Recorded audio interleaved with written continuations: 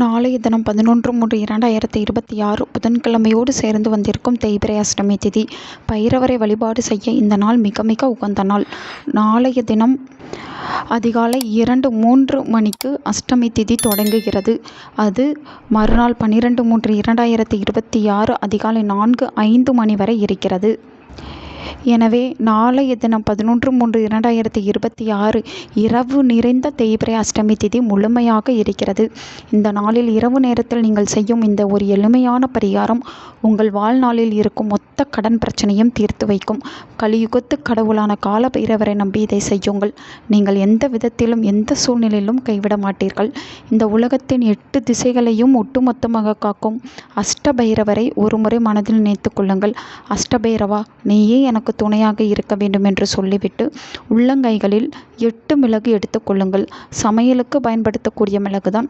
வீட்டிற்கு வெளிப்பக்கம் வந்துவிட வேண்டும். மொட்டை மாடி, நிலைவாசல், பால்கனி இப்படி ஏதாவது ஒரு இடத்தில் கிழக்கு பார்த்தவாறு நின்று கொண்டு உள்ளங்கைகளில் வைத்திருக்கும் மிளகை 8 முறை உங்கள் தலையை சுற்ற வேண்டும்.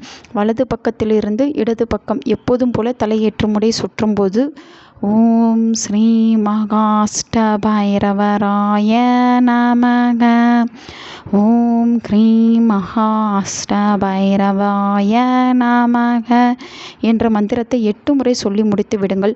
பிறகு 8 மிளகு 8 திக்கில் தூக்கி எறிய வேண்டும். கிழக்கு, மேற்கு, வடக்கு, தெற்கு, வடகிழக்கு, வடமேற்கு, தென்மேற்கு மற்றும் தென்கிழக்கு இந்த 8 திசைகளும் ஒவ்வொரு மிளகு தூக்கி தூரம் போட்டுவிட்டு வீட்டிற்குள் சென்று கை கால்களை கழுவிவிட்டு முகம் கழுவிக்கொண்டு தூங்க செல்ல வேண்டும். வீட்டில் இருக்கும் பெண்கள், ஆண்கள் யார் வேண்டுமானாலும் இந்த பரிகாரத்தை செய்யலாம். என்னை பிடித்த தரித்திரம், கடன், கண்திஷ்டி, ஏவல், பில்லி, சூனியம், எதிர்மறை ஆற்றல், எதிரி தொல்லை எதுவாக இருந்தாலும் அது என்னை விட்டு விலக வேண்டும் என்று பிரார்த்தனை செய்து நாளைய தினம் இரவு தூங்க செல்லும் போது இந்த பரிகாரத்தை செய்தால் அத்தனை கஷ்டமும் உங்களை விட்டு விலகி செல்லும்.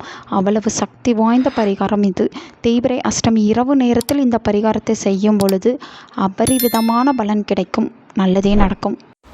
உங்கள் நண்பர்களுக்கும் உங்கள் உறவினர்களுக்கும் இந்த வீடியோவை ஷேர் பண்ணுங்கள். அவங்களும் இதை பற்றி தெரிஞ்சுக்கிடட்டும். ஆன்மீகம் டிவி தமிழ் சேனலை சப்ஸ்கிரைப் பண்ணுங்கள்.